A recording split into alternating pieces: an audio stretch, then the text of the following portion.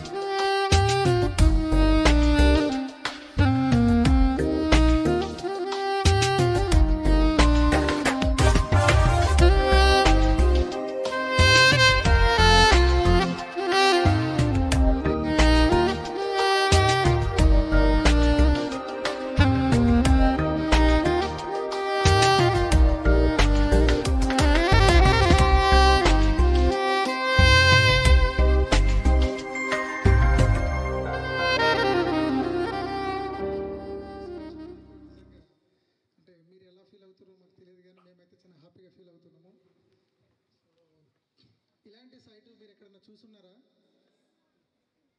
చూడలేదు కదా. సో వెళ్ళేటప్పుడు చూసి వెళ్దాము. అండ్ సో దేవుడు నిజంగా క్షేమంగా ఇక్కడ దాకా తీసుకొచ్చారు, అందుకు దేవుని కూడా థ్యాంక్స్. అండ్ పాస్టర్ గారికి చెప్తున్నాను. పాస్టర్ గారు మన ప్రయాణం అంతట్లో కూడా క్షేమాన్ని దేవుడి ఇవ్వటాన్ని బట్టి దేవునికి స్తుతులు చెల్లించుకుందాం.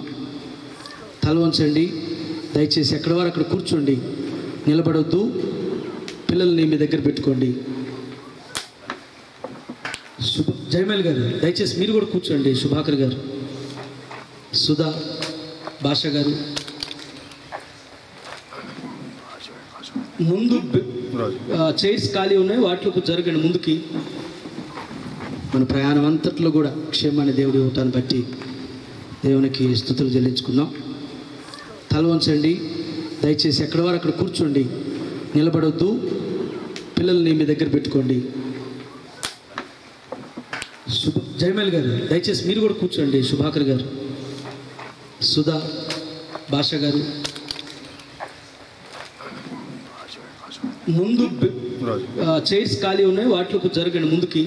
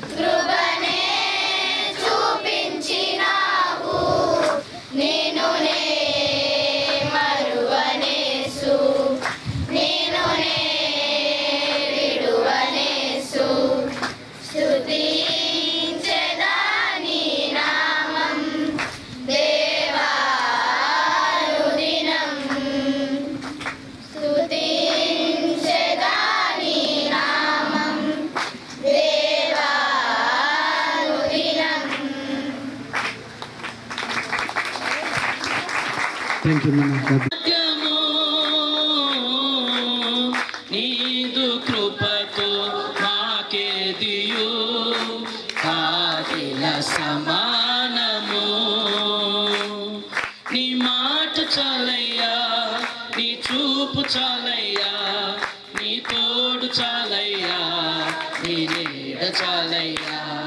నీ మాట చాలయ్యా, నీ చూపు చాలయ్యా, నీ తోడు చాలయ్యా, నీ నీడ చాలయ్యా.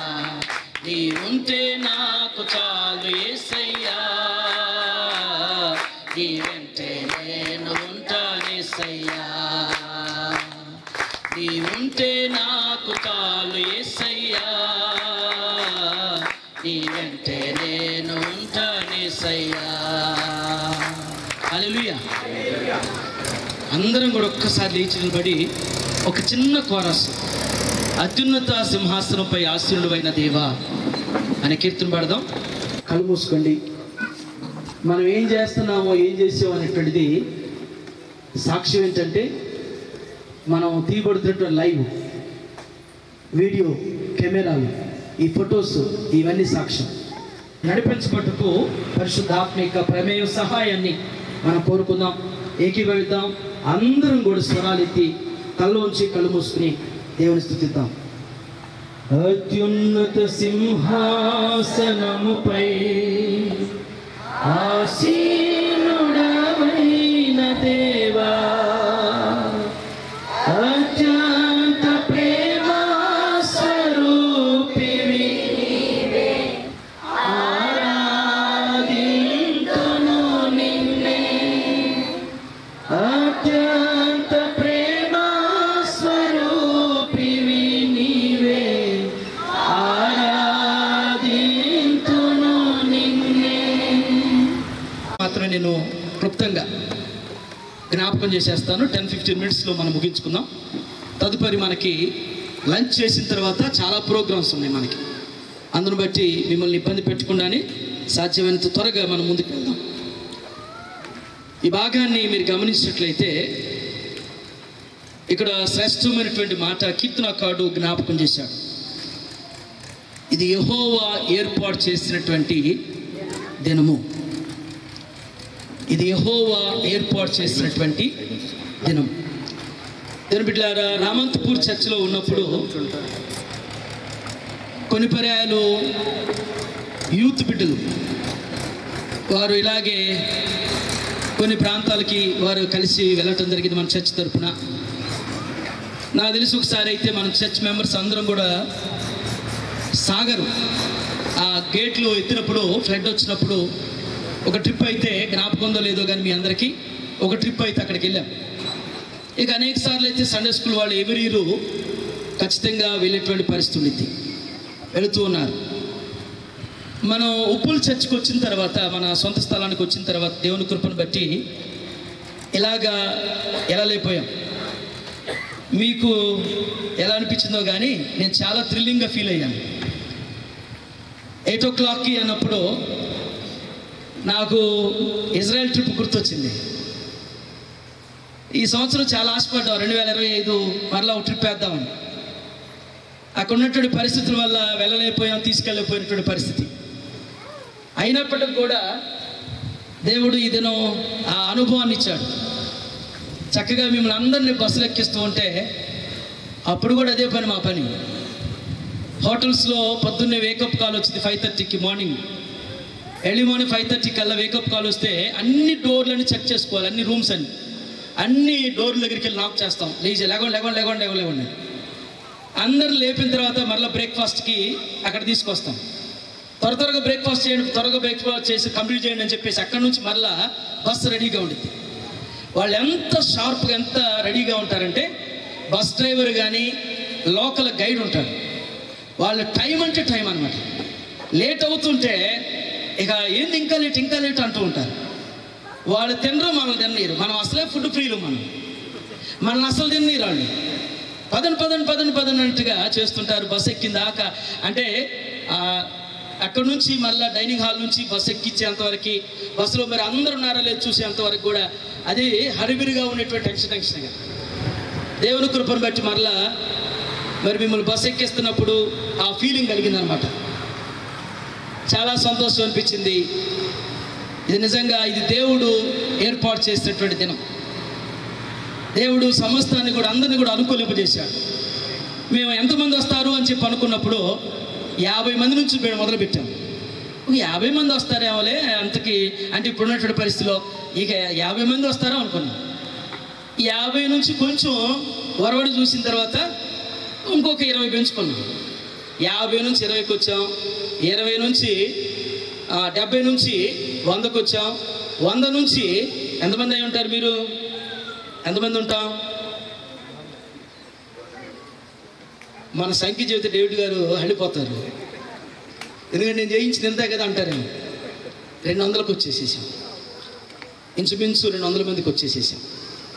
50 మంది అనుకుంటే 150, 170, 200 మందికి వచ్చేటువంటి పరిస్థితులు. ఎలాగా తీసుకురావాలని చెప్పేసి ఎప్పటి నుంచో ప్రభువా చాలా చర్చిలో చెప్తూ ఉంటారు, అక్కడికి వెళ్తున్నాం, మా చర్చ్ వాళ్ళు ఎక్కడికి వెళ్తున్నాం అని చెప్పేసి మా పాస్టర్స్, ఆ చర్చ్ మెంబర్స్ కొంచెం పరిచయం ఉంటారు కదా, చెప్తూ ఉన్నప్పుడు నాకు కూడా అనిపించింది మన వాళ్ళని కూడా ఎక్కడికన్నా తీసుకెళ్తే బాగుండు అని చెప్పేసి. దేవుడు ఈ గాస్పల్ మంత్లో మరి అనుకూలింపజేశాడు. మరి మీ అందరికో మీ యొక్క మాట ప్రకారమే ఈ సెకండ్ సాటర్డే అనేటువంటిది మీరు చెప్పిన దాన్ని బట్టి తీసుకొచ్చాం. కొందరైతే థర్డ్ సాటర్డే అన్నారు, మరి కొందరు అయితే ఆగస్టులో వెళ్దాం అన్నారు, మరి కొంతమంది అయితే ఇప్పుడు ఎందుకండి శుభ్రంగా నవంబర్లో పోదాం అన్నారు. థర్డ్ సాటర్డే వాళ్ళు రాలేకపోయారు, ఆగస్టులో ఉన్నటువంటి వారు రాలేకపోయారు, నవంబర్లో ఉన్నటువంటి వారు రాలేకపోయారు, సెకండ్ సాటర్డే అనుకున్నటువంటి వారు మీరు మాత్రం రాగలిగారు. దేవుని వాక్యంలో ఒక మాట ఉండిద్ది, పిలువబడిన వారు అనేకులు, ఏర్పరచబడ్డవారు ఏ పనికైనా ఏదైనా కానీ అందరికీ పిలుస్తాం, అందరిని రండి రండి అని పిలుస్తాం. పిలువబడిన వారు అనేకులైనప్పటికీ ఏర్పరచబడ్డవారు సెలెక్టెడ్ అనమాట. సెలెక్టెడ్ కాబట్టే మీ అందరూ ఎంత పనులు ఉన్నప్పటికి కూడా పాపం అందరూ పనులు మానుకొని వచ్చారు. ఇంచుమించు రియల్ ఎస్టేట్ చేసేవాళ్ళు ఉన్నారు మన దగ్గర, బిజినెస్ చేసేవాళ్ళు ఉన్నారు మన దగ్గర, ఐటీ ఫీల్డ్లో ఉన్నటువంటి వారు ఉన్నారు, ఇంకా రకరకాల జాబులు చేసేటువంటి వాళ్ళు చాలామంది ఉన్నారు. మీరు అందరూ కూడా బిజీ అయినప్పటికీ కూడా సెకండ్ సాటర్డే పురమాయించుకుని రావటం అనేటువంటిది ఇది దేవుని యొక్క చిత్తమైంది, దేవుని యొక్క సంకల్పం. హల్లెలూయా, ఆమేన్. నేను 3 విషయాల్ని నేను జ్ఞాపకం చేసి ముగిస్తాను. ఫస్ట్ పాయింట్ ఏంటంటే రిట్రీట్. రిట్రీట్ అనేటువంటి మాటకు అర్థం ఏంటంటే, తెలుగు అర్థం ఏంటంటే, తెలుగులో మంచి మన ఆక్స్ఫర్డ్ డిక్షనరీలో ఉన్నటువంటి దాని భావం ఏంటంటే తిరోగమనం. రిట్రీట్ అనేటువంటి ఆ పదానికి తిరోగమనం. దేనికి తిరోగమనం అంటే దీనికి భావం ఏంటంటే, మన జీవితంలో ముందుకు వెళ్ళిపోతున్నాం. ఏ పరిస్థితిని బట్టి అయినా ఉద్యోగరీత్యా ముందుకెళ్ళిపోతున్నాం, వ్యాపార రీత్యా ముందుకెళ్ళిపోతున్నాం, ఆర్థిక విషయాలు ముందుకెళ్ళిపోతున్నాం, అన్ని విషయాల్లో ముందుకెళ్ళిపోతున్నాం. దేవుడు ఆధ్యాత్మికతలో ఒక ప్రశ్న అడుగుతున్నాడు, ఎంత మీరు ముందుకెళ్ళిపోతున్నారు కానీ నా వైపు తిరగరా అని అడుగుతున్నాడు దేవుడు. ఆమేన్. మీరు అన్ని విషయాలు, భూ సంబంధమైనటువంటి లోకపరమైనటువంటి విషయాలు మాత్రం చాలా వేగంగా మీరు ముందుకెళ్ళిపోతున్నారు కానీ ఒకసారి వెనక్కి తిరగండి, ఒకసారి వెనక్కి చూడరా. తిరోగమనం అనేటువంటి మాట జ్ఞాపకం చేయబడినటువంటి మాట. దేవుడు శిష్యులు వచ్చి ఒక దినాన్ని చెప్తారయ్యా, మేము ఇలా చేస్తున్నాం మీ నామంలో, అలా చేస్తున్నాం, ఇలా చేస్తున్నాం, ఇలాంటి అద్భుతాలు మీ నామాన్ని బట్టి ఇలా చేస్తున్నాం అన్నప్పుడు యేసు ప్రభువుకు మాట అంటాడు, మీరు ఎంత పని చేస్తున్నారు కాబట్టి వారు చెప్పినటువంటి ఒక మాట ఉంది అక్కడ. ఒకసారి చూడండి, మార్కు సువార్త 6వ అధ్యాయంలో 31, 32 వచనాల్లో ప్రభు ఒక మాట జ్ఞాపకం చేశారు. ఒకసారి ఆ మాట చూడమ్మా. నేను ఒక మాట అడుగుతాను, మీరు మరోలా కనుక్కుంటారు. ఆ మాట చదవ ముందు ఒక మాట అడుగుతాను. మనకి మీ జీవితంలో 3 ప్రాముఖ్యమైనటువంటి ఘట్టాలు ఉంటాయి. ఒకటి, మనం మొదటిది ఏంటంటే మన జీవితంలో ఒక ఇల్లు కట్టుకోవటం. రెండవ విషయం ఏంటంటే వివాహం చేసుకోవటం. మూడవది ఆటోమేటిక్గా ఒక వయసు వచ్చిన తర్వాత వెళ్ళిపోయేది. 3వ ఘట్టం. ఒకటి ఇల్లు కట్టుకోవటం, రెండవది పెళ్లి చేసుకోవటం, మూడవది చావు అనేటువంటిది ఎప్పుడు ఎలా అనేటువంటిది తెలియదు. కానీ ఈ 3టికి ముందు, ప్రారంభం చేయటానికి ముందు, ఇల్లు కట్టుకోవటానికి గృహప్రవేశం లోపలికి వెళ్ళేటప్పుడు మనం ఏం చేసుకుంటాం? ఏం చేస్తాం? ప్రేయర్ చేయరా? నంబర్ 1. సరే, పెళ్ళి తాళి కట్టడానికి ముందు, తాళిబొట్టుకు ముందు, ప్రమాణాలు చేయడానికి ముందు ప్రార్థన ఉండిద్దా? ఉండదా? ఉండిద్ది. మూడవది, చనిపోయిన తర్వాత చనిపోయాడని పెట్టేసి తీసుకెళ్ళిపోతామా? ఏం చేయమంటారు? పాస్టర్ గారిని పిలిచి ప్రార్థన. ఈ 3టిలో కూడా ప్రారంభం అనేటువంటి ప్రార్థన ఉంది. అలాంటప్పుడు నాకు చాలాసార్లు షైగా ఫీల్ అయ్యేది ఒక విషయం తెలుసా? పెళ్ళికి వస్తారు, గృహప్రవేశాలకు వస్తారు, చావులకు వస్తారు, ప్రార్థనలకు వస్తారు, బైబిల్ మాత్రం లేరు. నేను నవ్వుతున్నాను, మీరు నవ్వకండి. సిగ్గుపడాలి కదా మనం. ఏమండి, బైబిల్ లేకుండా నువ్వు ఎక్కడికి వచ్చావు అసలు? రిసార్ట్లో రిట్రీట్ ఏర్పాటు చేశాం. కరెక్టే, రిసార్ట్లో ఏం పెట్టాం మేము? ప్రార్థన అనేటువంటిది పెట్టాం. మరి ప్రార్థనకి నీ దగ్గర ఆయుధం ఉంది అసలు? ఏం తెచ్చావు ఆయుధం? ఉండాలి కదా బైబిల్. ఖచ్చితంగా గుర్తుపెట్టుకోండి. మన చర్చలో మనం చాలా ఎలా అయిపోయామంటే, అంటే నేను కూడా పెద్ద పట్టించుకోవట్లేదు, నా తప్పు కూడా ఉందిలే, గద్దెచ్చట్లా చేతలా మిమ్మల్ని. కొంచెం ఏదైనా కోప్పడితేనే మొహాలు అలకి వాళ్ళకి పెడుతున్నారు, నెక్స్ట్ సండే చర్చ్ మానేసేస్తున్నారు. ఇంకెంతవరకు బతున్నాడు, ఎంతవరకు చెప్పుకునేది? బైబిల్ మాత్రం మిస్ చేసుకోవద్దు, ఖచ్చితంగా ఉండాలి మన దగ్గర. దేవుడు అందుకని మార్క్స్ వార్త 6వ అధ్యాయం 31-32 వచనాలు ఒక మాట అంటాడు. చూడండి ఆ మాట. అప్పుడు ఆయన మీరు ఏకాంతముగా అరణ్య ప్రదేశముకు వచ్చి కొంచెం సేపు మీరు అలసట తీర్చుకొనుడని చెప్పాను. దేవుడు ఏం చెప్తున్నాడంటే వారితో, శిష్యులతో, మీకు ఏకాంత ప్లేస్ కావాలి. ఎందుకు ఏకాంత ప్లేస్? ఎందుకు అంటే మీరు ఏం తీర్చుకోవాలి? అలసట తీర్చుకోవాలి. మీ అందరికి అలసట తీర్చడానికి ఈ ప్లేస్ ఏర్పాటు చేశాము. హల్లెలూయా. మీరు ఏకాంతంగా, ఎందుకంటే రోజు బిజీ లైఫే. ఫ్యామిలీతో అనుకుంటాం ఎక్కడికైనా వెళ్దాం, ఎక్కడికైనా తీసుకెళ్ళు, ఎక్కడికైనా వెళ్దాం అంటాం. వెళ్దాం అని చెప్పేసి నెల ముగిసేస్తున్నాం, సంవత్సరం ముగిసేస్తున్నాం, ఏడకి తీసుకెళ్తున్నాం. ఇక ఇట్లా కాదని చెప్పేసి నాకు అనిపించి నేను అనుకున్నాను, ఎలాగన్నా కానీ ఒక ప్రశాంతంగా ఉన్నటువంటి ప్లేస్కి తీసుకెళ్ళాలి. రాజమండ్రి ప్రాంతంలో అక్కడ ఉన్నప్పుడు నాకు చాలా అనుభవం ఏంటంటే, శాంటోరియం అనేటువంటి ప్లేస్ ఒకటి ఉంది. శాంటోరియంలో ఇలాగ రిట్రీట్లు జరిగేది. అక్కడ రిట్రీట్ జరిగేది. ఆల్కట్ హోమ్ అనేటువంటిది ఒకటి ఉంది. ఆల్కట్ హోమ్లో రిట్రీట్ జరిగేటువంటిది. తర్వాత సముద్రం దగ్గర, వాడరేవు దగ్గర ఉన్నటువంటిది, అక్కడ రిట్రీట్ జరిగేది. గుంటూరు ప్రాంతం వరకు అయితే పేరేచెర్ల దగ్గర ఆ కొండలు ఉంటాయి. ఆ కొండల దగ్గర రిట్రీట్ జరిగేటువంటిది. ఇంకా చీరాల, వాడరేవు దగ్గర అలాంటి ప్లేసుల దగ్గర రిట్రీట్ జరిగేటువంటి పరిస్థితులు ఉన్నాయి. సిటీలో ఇలాగా రిట్రీట్ జరుపుకోవటానికి, తిరోగమనం నుంచి మనం గుర్తు చేసుకోవటానికి ప్లేస్ ఉండదు. మీకు ఇక్కడ ఉన్నటువంటి వారికి ఎంతమంది పూరిల నుంచి డాబాలోకి వచ్చారు? మీరు ఎంతమంది పూరిలలో నుంచి డాబాల్లోకి వచ్చారు? రైట్. అసలు పూరిలు చూడనటువంటి వాళ్ళు ఎంతమంది ఉన్నారు ఇక్కడ? ఇదిగో దేవుడు తెలుసు మన స్థితి ఏందో. ఓరకే స్టైల్గా మనకు అసలు పూరిలో అయ్యో అసలు అని అనొద్దు. నాకు తెలిసి మనం నటించొద్దు దేవుడి దగ్గర. దేవుడు మనం దీవించాడు, అందును బట్టి దేవునికి వందనాలు చెప్పాలి. హల్లెలూయా, హల్లెలూయా. దేవుడు మనం స్టెప్స్ ఎక్కిస్తూ వచ్చాడు, అందును బట్టి దేవుని కనపరచాలి. మనం ఎక్కడి నుంచి వచ్చామో, ఏ పరిస్థితి నుంచి వచ్చామో, ఎలాంటి స్థితి వచ్చామో, అది ఎప్పుడు కూడా మనం ఎప్పటికి కూడా మర్చిపోకూడదు. అది గుర్తుపెట్టుకోవాలి.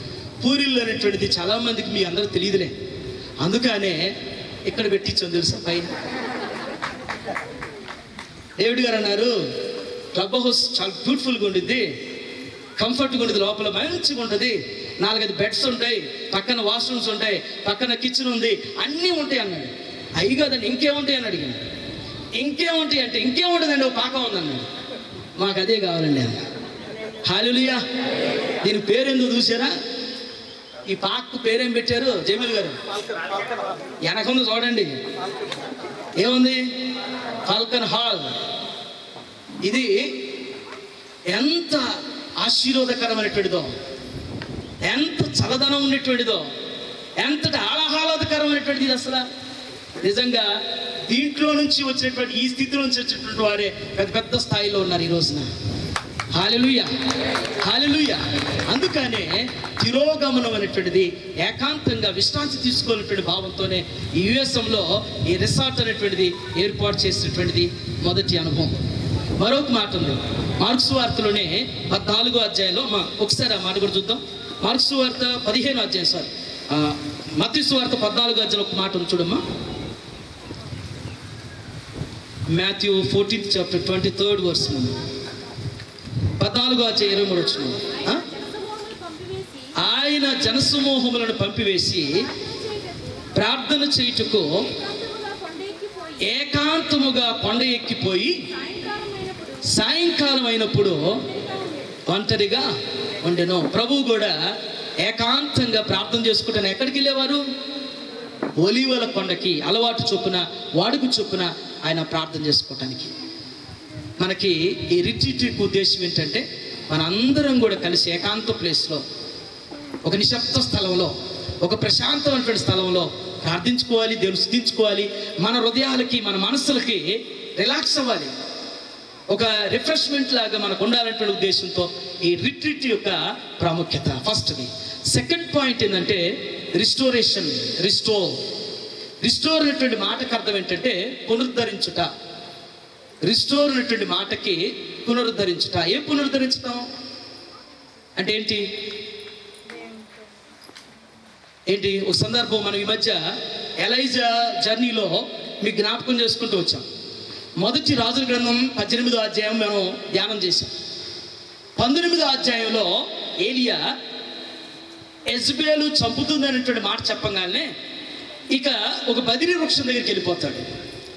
బదిరి వృక్షం కింద కూర్చుని ఏడుస్తాడు ఏలియా. ఏమని ప్రార్థన చేస్తాడంటే, ప్రభువా ఇక చాలు, నేను చేసింది చాలు, ఇక నీ కొరకు నీ పక్షాన ఇక నేను చేసింది చాలు, ఇక నన్ను తీసేసుకో, ఇక నేను నా పితరుల కంటే నేను గొప్పవాడిని కాదులే, ఇక నన్ను ఇక తీసేసుకో అని చెప్పేసి అక్కడ స్పిరిచువల్గా ఫీలింగ్స్ చేసిందనమాట. అది స్పిరిచువల్గా తను పునరుద్ధరించుకున్నటువంటి రిస్టోర్ తను చేయబెట్టినటువంటి అంటే ఆ ప్రార్థన దేవుడు తీసుకోవటానికి అంగీకరించట్లా. ఏలియా ఎలా అడుగుతున్నావు? ఎంతకంటే నువ్వు వెళ్ళవలసినటువంటి సీనాయికి వెళ్ళాలి. నువ్వు నీ ముందున్నటువంటి సుదీర్ఘ ప్రయాణం ఉంది. నీ యొక్క పనిని మరొకరికి అప్పగించబోతున్నటువంటి పరిచర్ని అప్పగించేటువంటిది ఎలీషాని అభిషేకించడానికి నువ్వు వెళ్ళేటువంటిది ఆ పని ఉంది అని చెప్పేసి దేవుడు ఏలియా జ్ఞాపకం చేస్తాడు. మన జీవితంలో కూడా మన భక్తిలో సరిపోయింది అనుకోవద్దు. ఇక సరిపోయింది, నేను పాడిన పాటలు, నేను చెప్పిన ప్రసంగాలు, నేను చేసిన ప్రార్థనలు, నా భక్తి జీవితం సరిపోయింది అనుకోవద్దు. ఇంకా లోతుల్లోనికి వెళ్ళటానికి ప్రయత్నం చేయాలి. హల్లెలూయా. ఒక మాట ఉంది ఇర్మియా గ్రంథంలో, ఒకసారి ఒక మాట చూపిస్తాను. ఇర్మియా గ్రంథం 29వ అధ్యాయం 13-14 వచనంలో రిస్టోర్ అనేటువంటి మాట ఒకటి జ్ఞాపకం చేయబడింది. మీరు నన్ను వెతికిన ఎడల పూర్ణ మనసుతో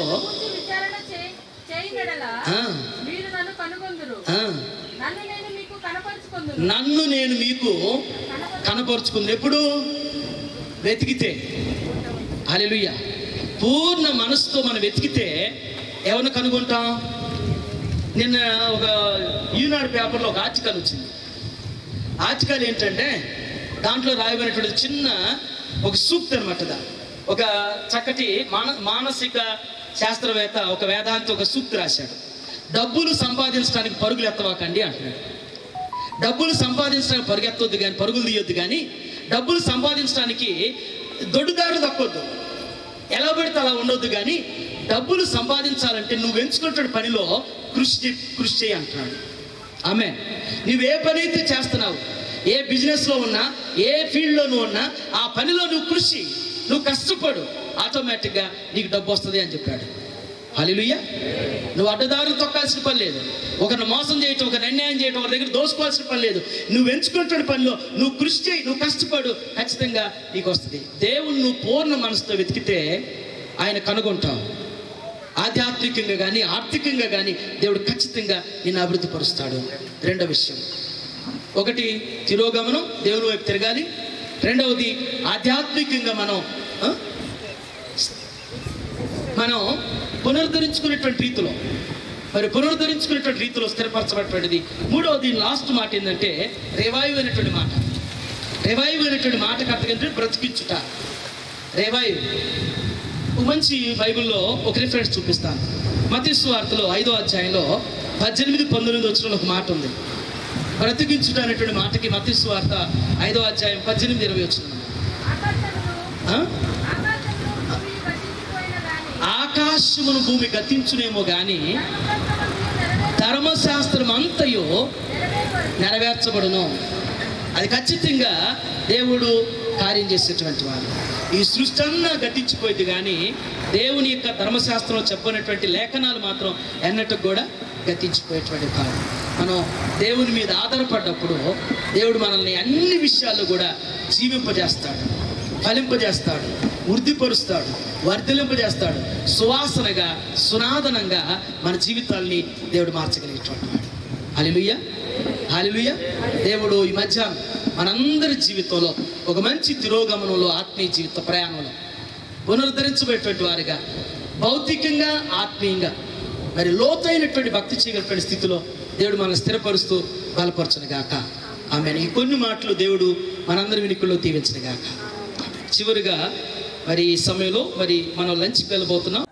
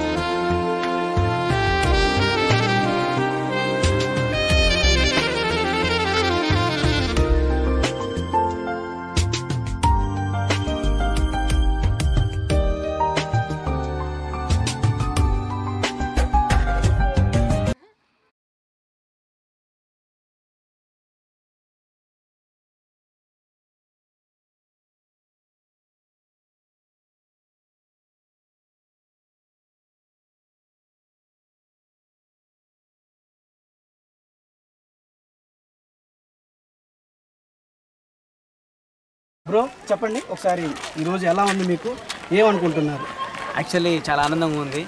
దాదాపు నాకు 3-4 ఇయర్స్ తర్వాత అనుకుంటా అందరం కలిసి ఇలా అందరూ అవుటింగ్ వచ్చి రీట్రీట్గా కలిసి అందరితో కలిసి తిరిగి గేమ్స్ ఆడి తర్వాత అందరూ ఒక షేరింగ్స్ ఒకరి ఫీలింగ్స్ ఒకరు పంచుకొని చాలా ఆనందకరంగా ఉంది. ఇలాంటి మళ్ళీ రీట్రీట్ చేసుకోవాలని ఆనందంగా అంటే మళ్ళీ జరుపుకోవాలనుకుంటున్నాం.